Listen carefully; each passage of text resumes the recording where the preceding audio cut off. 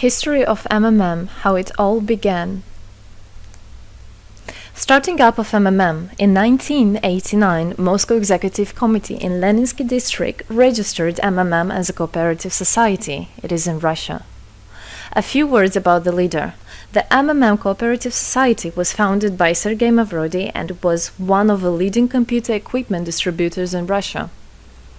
Sergei Mavrodi, having a degree in maths, worked as a programmer and took part in the development of the first operating systems. A few words about his decision to make his own company is the fact that having worked as a simple worker from 8 to 5, he understood that freedom is the most important for him, because that work of 8 to 5 is literally a slavery. At any point, at any time, the company can throw you out and you'll be left without nothing, although you could have worked in that company for years and years. So he realized it. This is why he decided to create his own child, and he knew whatever his efforts will be, it will come back to him in form of dividends and income.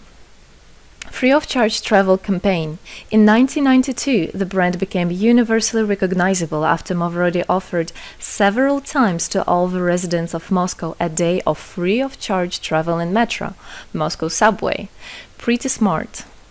Birthday of MMM. On October 20, 1992, the joint stock company MMM was registered.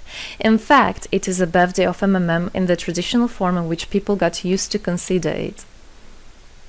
The shares of MMM on sale. February 1st, 1994, the shares of MMM went on sale, and people immediately began to buy them. Moreover, the company willingly bought them back on a new, higher rate, which grew very fast at about 100% per month.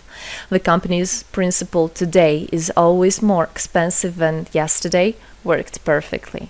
Few words about that. Why did he do that? As you might know, in 1991, the Soviet Union fell. So if until at the time of the Soviet Union, everything that there was in the country, like properties, different companies or whatever that was bringing some goods, was national. So any person of the country was entitled to have a share of that production, of that company. Everybody was equal.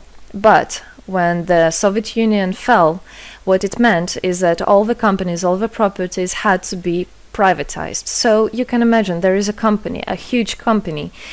People worked there for years and years. And at one moment, there comes a person and says, all that is mine. Yes, this was the case. And obviously that information, that laws about the fact that it was possible to privatize was kept only for a small group of people for obvious reasons.